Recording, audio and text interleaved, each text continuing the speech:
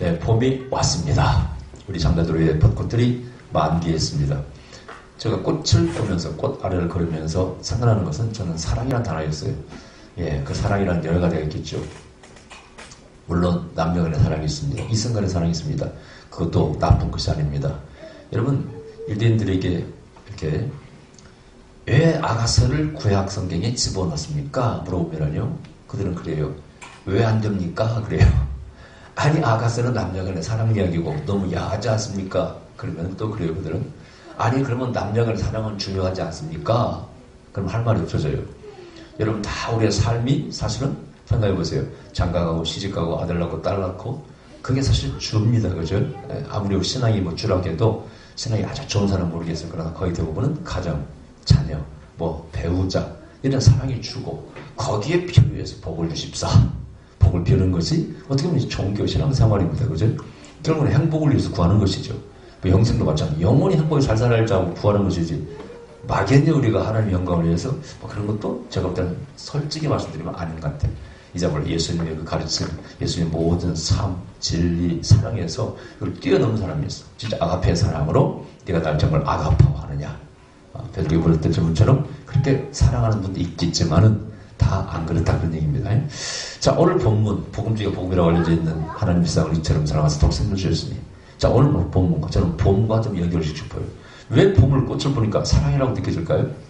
여러분, 꽃은 일단 꽃은 피면 주는 것이 있습니다. 보기에 아름답습니다. 사람의 기분을 좋게 만들어요. 사랑은 주는 것이거든요. 그래서 꽃을 보면은요, 미움도 사라지고 근심도 사라져. 보는 순간만큼은.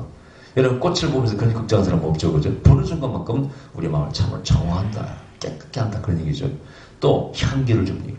꿀을 줍니다. 주는 게 너무 많아. 정말 꽃은 주는 거예요. 근데 우리가 꽃이 왜 이렇게 피어서 열매를 맺고 씨앗을 만들어서 번식을 할까 생각을 해봐요. 저는 가끔 그런 생각을 합니다. 인간도 마찬가지예요. 아니, 여기다가 주머니 하나 차고 말이죠. 캥거루처럼 주머니 안에 하나 새끼가 자라는 거예요, 그냥. 에? 1년에 하나씩 똑똑 자라는 거예요. 톡딱 하시고 그거 좀 넘기면은 자라고. 이런 거 얼마나 편하고 좋을까. 산고의 고통을 겪으면서 자식을 낳습니다. 하여튼 뭐 보통이 사랑으로 사랑하고 자식을 키웁니다. 하여튼 하나님께서는 이 우주를 창조하실 때 사랑의 방정식, 사랑의 법칙, 사랑의 공식을 집어넣어서 우주를 만드셨고 돌린다는 그런 생각을 가지지 않을 수가 없습니다. 사랑해야 결정이 되죠. 여기에 벌이 날아들어서 뭐예요? 뭘 묻혀가지고? 꽃가루. 나 요즘 큰일 나는 이거 꽃가루가 생각이 안 나. 꽃가루를 붙여서 다른 꽃으로 또 이렇게 옮겨가. 그럼 열려. 그래서 우리가 보통 동족 번식이란 말이 있죠. 같은 형제끼리 뭐 같은 옆에 있는 자기 안에 있는 뿌리 안에 있는 격끼리 번식을 하면요, 우열 생식에서 번식에서 열등하게 나타난다 이거예요. 그래서 자꾸 다른 것을 다른 종족에 가져와야 돼. 그래서 자꾸 사랑하고 넓혀가야 돼. 이게 비밀이, 이 번식의 비밀 속에 담겨 있어요. 여기서는 결국 뭐예요? 사랑하라. 할렐루야. 또 꽃이 이제 벚꽃은 한 며칠만 피겠지만은 이 꽃은 한 달 이상은 핍니다. 그럼 이 꽃은 번식하기 위해서 피다고 말할 수가 없어요. 그렇죠? 보여주기 위해서. 우리의 마음을 기쁘게 하기 위해서. 여러분들 아름다운 잣대를 뽐내면서 그걸 아름답게 느끼고 행복하라고 꽃이 피어요. 야, 어떨 때는 이 꽃이 한 달 넘게 갈 때는 나는 경이로움을 느껴요. 야, 진짜 나를 존경해야 되겠다. 어떻게 한 달 넘게 꽃이 피어서 우리를 즐겁게 해줄까? 여기는 분명히 하나님의 창조자의 섭리가 들어있어. 사랑이라. 할렐루야. 하나님이 세상을 이처럼 사랑하라. 예. 여러분, 또 꽃도 그렇지만은 동물도 마찬가지예요. 저 공작 같은 거 보면은 저것이 꼭 지들끼리만 보고 이쁘라고 만든 건 아닌 것 같아요. 그걸 감상하는 우리 인간들에게 다른 피조물들에게도 아름다움을 주기 위해서 그렇게 만든 것 같아요. 그 꼬리를 쫙 필 때 보면은 내가 볼 때는 장엄합니다. 아름답다 할 장엄해. 어떻게 저게 그렇게 됐을까? 참 신기한 거예요. 그래서 결국은 하나님은 사랑이시라. 오늘 본문에 이 요한복음 31절에 하나님이 왜 사랑이신가? 왜 요한은 하나님은 그 본질이 사랑이라고 말씀하셨고, 바울은 너희가 형제를 사랑하면 율법을 다 이뤘다, 그런 고백을 해야 하게 됐을까? 왜 요한은 그렇게 하나님의 사랑이라고 깨달았을까? 이 요한복음에 답이 나와 있어요. 먼저 말씀드리고 싶어서는 요한은 참으로 깊은 것을 봤다고 말씀드렸어요. 저는 말씀드린 영적인 복음서다. 독수리 복음처럼 하나님 깊은 곳을 깨뜨렸어. 영적인 것을 깨뜨렸어. 그래서 그 진리를 우리에게 한없이 퍼주는 말씀이 바로 요한복음이라 이렇게 말씀을 할 수가 있습니다. 그렇다면 요한이 감사해 안 감사해요? 요한복음 감사합니다. 참으로 깊은 복음서라 말할 수가 있습니다. 자, 하나님이 세상을 이처럼 사랑하사, 이 세상이 세상이 하나님의 사랑의 대상이라는 겁니다. 내가 늘 말씀드렸죠? 하나님의 존재의 목적이 뭐라고 그랬어요? 서해문답 이런 데 보면은 하나님께 우리 영광을 드리기 위해서 우리가 지원을 받았다. 하나님 영광 받으시기 위해서도 지원받았다. 이렇게 배웠죠. 그죠?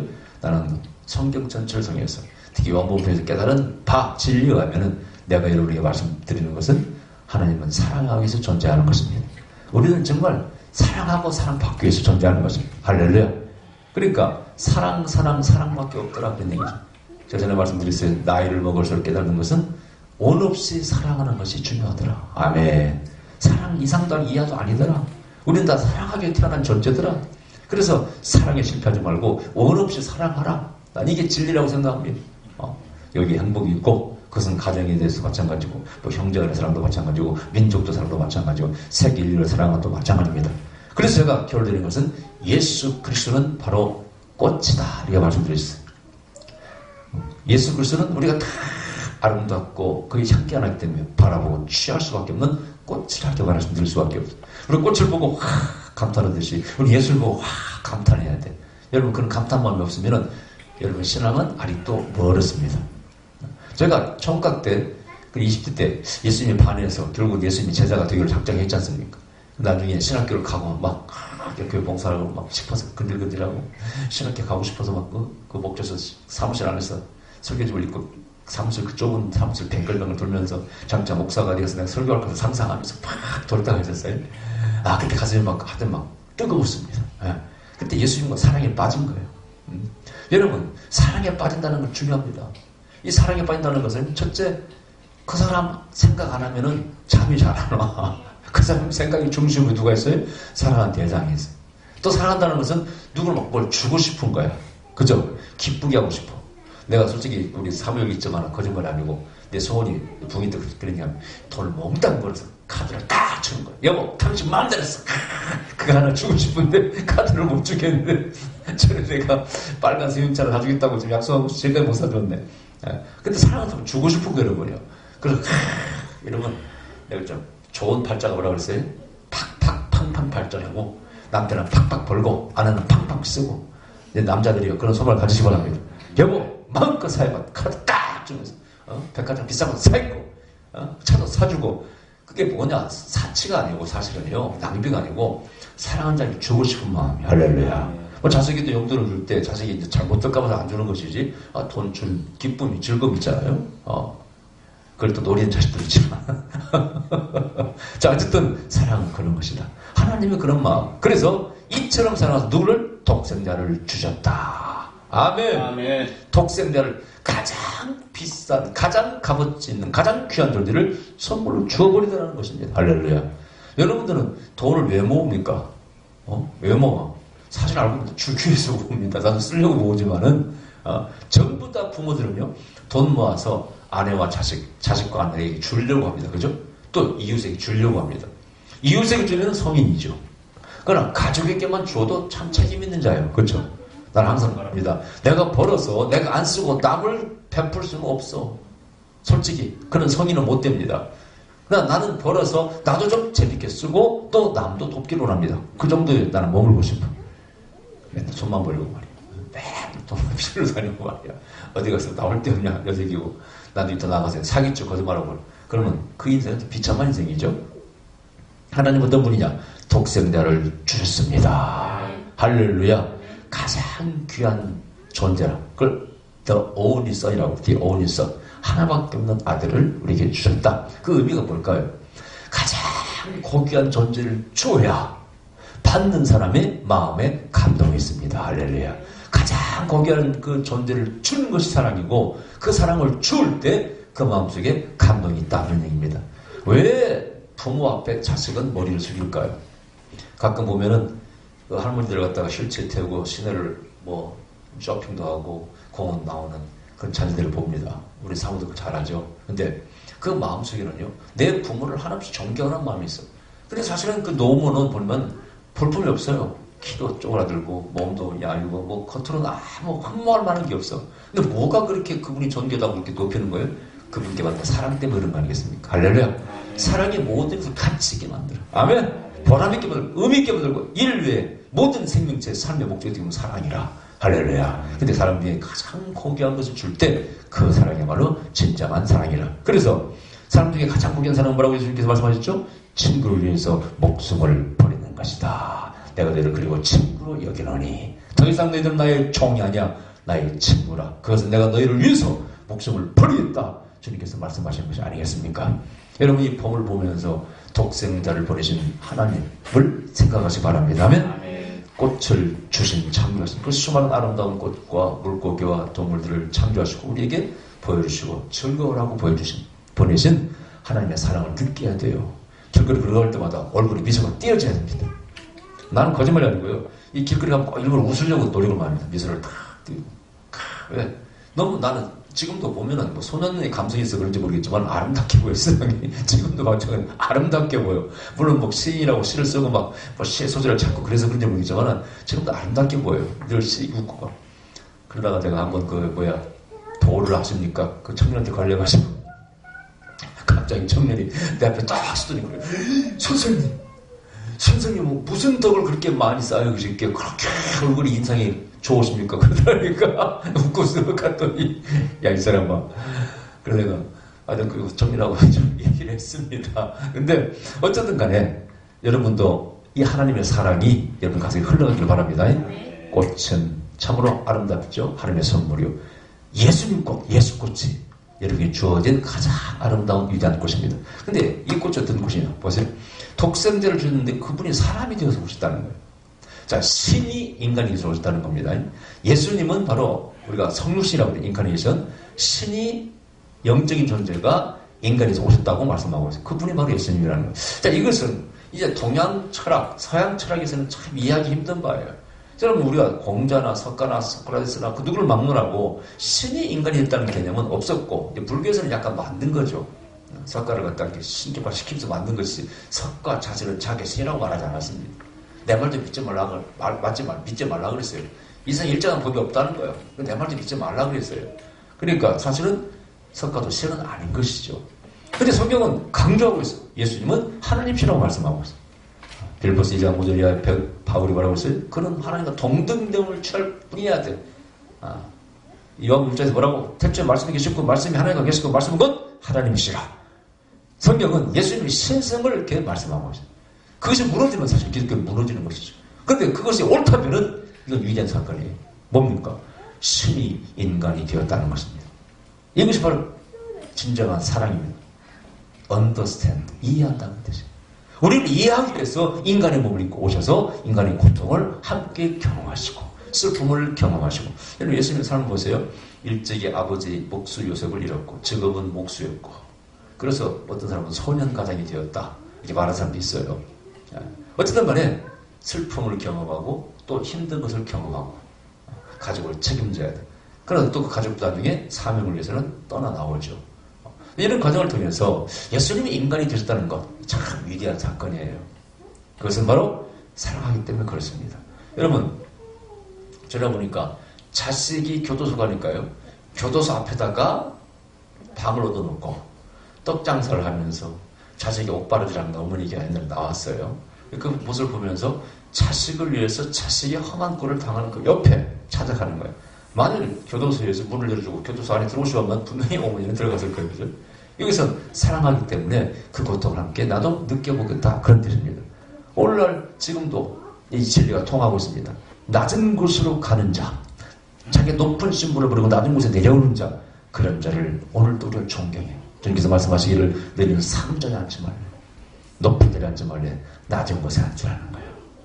그럼 자기들이 우러러 보고 오히려 상전을 모셔간다는 거예요. 그것이 바로 하나님의 방식이에요. 세상을 감동시키는, 세상을 변화시키는 하나님의 방식입니다. 이게 바로 사랑의 방정식 방식이에요. 자, 그것을 예수님이 실천하십니다. 그분이 우리를 위해 돌아가셨어. 인간이 되셔서 오셨어. 그래서 인간들이 알아봤습니다. 뭘 모른다는 모르고 그 다음에 그를 존경합니다. 그러자 이 빌립보 2장 이 5절에 뭐라고? 그분을 모든 사람들이 그분 앞에 머리를 꿇고 머리를 조아리고 무릎을 꿇는다는 거예요. 그분을 왕으로 섬긴다는 겁니다. 자, 오늘날 이것을 정치인들이 배워야 됩니다. 내가 볼 때는 문재인 대통령이 참 지혜로운데 그걸 잘하는 것 같아요. 요즘 지지도가 70% 넘어가는 것은 그분의 정책이 다 옳은 거 아니에요. 물론 남북 간에도 이번에 좋은 일이 있었습니다만 앞으로 열매가 맺어야되겠지만은 그러나 뭐 보면 뭐 이번에도 보니까 쓰레기들이라도 오면 이 장관들이 뭘 했는 것 같아 이해가 안 가? 얼마든지 비난의 대상 맞아요. 근데 대통령 인기가 높아. 왜 그럴까요? 자기를 낮추기 때문에 그렇습니다. 어린이들에게 무릎을 꿇고 눈높이를 맞추고 또 난자를 찾아가고 백성의 슬픔과 같이 슬픔을 느껴보는 대통령의 노력이 보이는 거예요. 그게 쇼가 아니라 아 정말 저 사람의 마음속에는 저런 마음이 있구나 하는 것을 백성들이 인지했어요. 그래서 다시 지지도가 또랬다가 다시 올라가기 시작해요. 야, 그럴 때 그것을 보면서 저 사람이 캐톨릭 신자라고 알긴 합니다만 뭐 성경에서 배웠나 모르겠어요. 그러나 위대한 사람들은 전부 다 그런 자세를 취합니다. 군림하고 권력을 마음대로 가지고 했던 자들 깜빡이 다 가서 감옥에 다 갔습니다. 우리가 배워야 돼. 이것은 바이블에서 성경에서 하나님이 가르쳐준 진리입니다. 할렐루야. 인간이 되서 오신 하나님. 두 번째, 세 번째. 자, 예수님은 십자가를 자기를 희생시켜버립니다. 이거야말로 좀 어려운 일이에요. 왜 예수님이 우리의 구주가 될 수 있을까? 물론 좋은 가르침, 기적을 행하시고 능력을 보여준 건 맞습니다. 또 부활의 능력도 마찬가지예요. 근데 십자가를 지신 것이야말로 기적 표적이 아니라 진정으로 우리가 이거야말로 인력이 필요하고 진리라고 우리가 외칠 수 있는 그 가르침이에요. 그걸 보여준 겁니다. 그것은 모든 인류의 죄를 대신 지고 돌아가신 거 아니겠습니까? 여러분, 주님께서는 늘 십자가를 지겠다는 마음으로 하셨다겠죠? 살려고 태어나신 게 아니라 십자가를 죽으려고 태어나서 죽음을 해서 나가는 분이에요. 내가 죽을 것이다. 십자가를 주고 죽을 거라고 주님 친히 예언의 말씀하시지 않습니까? 그걸 이사야 50편장에는 바로 고난의 장에서 메시아가 어떤 고난을 받아야 될 것인가를 거기서 말씀하고 있어요. 이게 이해가 안 되는 것이죠. 저들도 이해가 안 됐습니다. 누가복음 24장 끝에 보면 에마오도상의 제자들도 이해가 안 됐어요. 왜 비참하게 돌아가셔야 돼요?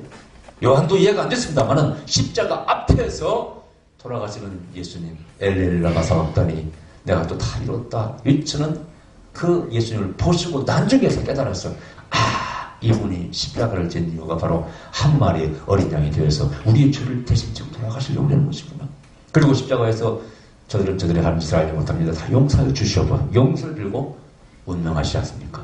그때 그 희생적인 사랑, 용서의 사랑을 요한은 깨달았고 온 인류가 예수님 믿는 사람마다 희생적이고 용서하는 사랑을 깨달았기 때문에 그분을 가장 우리가 우러러보는 것입니다. 할렐루야. 자, 꽃도 희생합니다. 다 희생해요. 모든 것이 다 희생합니다. 부모도 희생하고 다 희생합니다. 그때 사랑은 완성되는 것입니다. 할렐루야. 이 복을 맞이해서 여러분 사랑에 취하신 겁니다. 하나님의 잔치입니다. 향연입니다. 내가 너에게 보여줄 게 있어요. 모든 만물이 다 사랑하기 위해서 존재하고 사랑을 나타내 보이며 이렇게 꽃도 피어나고 향기를 내뿜으며 그렇게 사랑하는 거야. 그렇게 살아가봐. 아름답게 세상을 장식해봐. 예수 그리스도가 또 예수 꽃으로 이 땅에 오신 것입니다. 너희들도 다 꽃으로 피어나라. 우리 요구하고 있는 것 같아요. 십자가의 꽃, 이 꽃도 마찬가지로 꽃으로 피어나라. 그래서 그 꽃을 본받는 사람들은 자신만의 꽃을 피웠어요. 어떤 꽃입니까? 제가 나이팅게일 글들 전기를 보면은 전쟁터에 가서 적이나 악을 그렇게 치료해줬던 그 전쟁터의 천사 나이팅게일을 우리가 읽어볼 수 있어요. 야, 그런 마음이 어디서 왔을까? 이것은 근본적인 이해입니다. 지금 전쟁에서 싸우고 있는데요. 전쟁을 명령한 자들이 있어요. 그건 왕이죠. 권력자죠.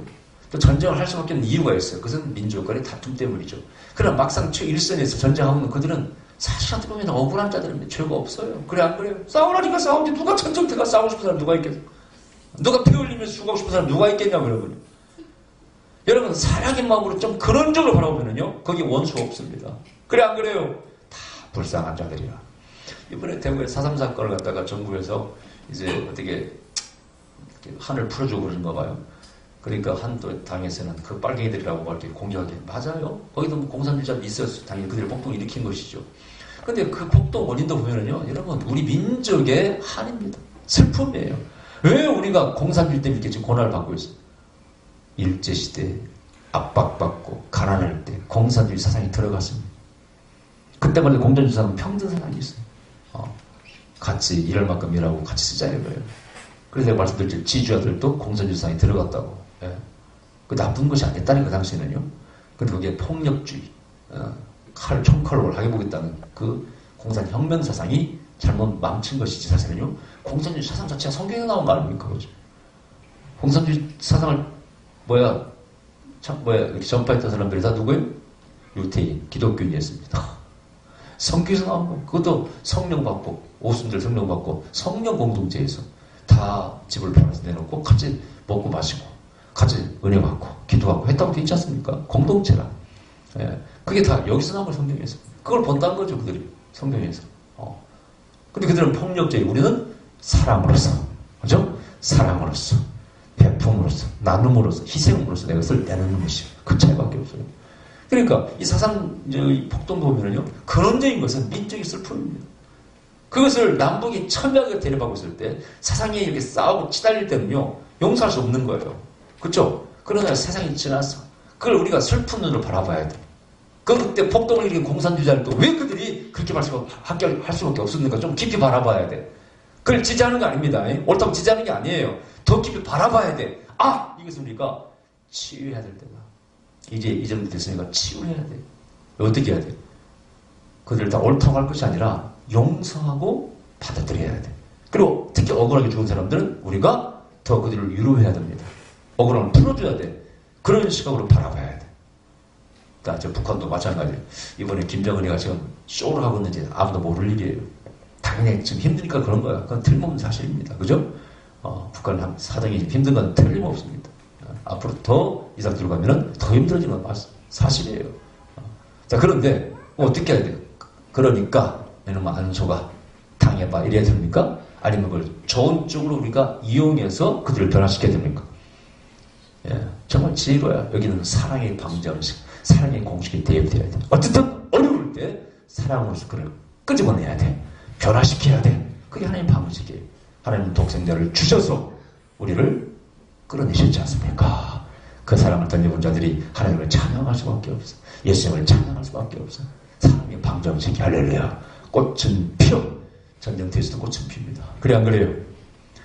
가뭄이 오고 이 땅이 막 전염병이 돌아도 꽃은 피어. 항상 하나님의 사랑은 변치 않아. 하나님은 늘 우리를 부르고 계십니다. 우리를 언제든지 용서할 준비가 되어 있으죠. 그게 바로 하나님이 세상을 이처럼 사랑하사 독생자를 주셨으니 저를 믿는 자마다 누구든지 멸망치 않고 영생을 얻게 하려 하심이라. 여러분 주님께서 돌아가신 그날 성전의 성소에 그 지성소와 성소를 나누는 휘장이 쫙 찢어졌다고 갈라졌다고 되어 있어요. 그 휘장이 뭘 의미합니까? 다른 말로 하면 하나님의 가슴을 의미합니다. 찢어지는 가슴을 의미합니다. 지성소에 들어간다는 것은 하나님 안에 들어간다는 것입니다. 하나님 만난다는 거예요. 그 휘장이 열고 들어가는 겁니다. 하나님의 가슴이 열릴 때 들어갈 수 있는 것이죠. 독생자가 십자가에서 모든 인류의 죄를 지고 돌아가실 때, 비명을 지르실 때 아버지의 마음이 찢어집니다. 그리고 그 비밀의 문이 닫힌 문이 열리고 우리가 나아감을 입게 되었다는 것이죠. 할렐루야. 그게 성경 가르침이에요. 여러분 이 복을 맞이해서 사랑하려고 노력하시기 바랍니다. 할렐루야.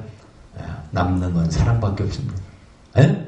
가정을 사랑하고 민족도 사랑하고 이웃도 사랑하고 사랑밖에 남는 것이 없다. 우리 성경의 가르침의 최고봉은 뭐라고요? 사랑이라. 그래서 하나님은 사랑이라 공식을 만들어 버렸습니다. 요한 하나님은 사랑이라. 네 형제를 사랑하지 않고는 너희는 네 속에 하나님이 안 계신다. 사랑의 구원을 요한이 이야기한 겁니다. 할렐루야. 그 봄볕을 따뜻하게 쬐면서 벚꽃 아래에서 여러분의 모든 마음속에 그 상처들 또 얼어붙은 것들 다 녹여내고 다 씻어내고 사랑으로 가득 채우기를 하나님의 사랑으로 가득 채우기를 주의 이름으로 축원합니다. 기도하십시오.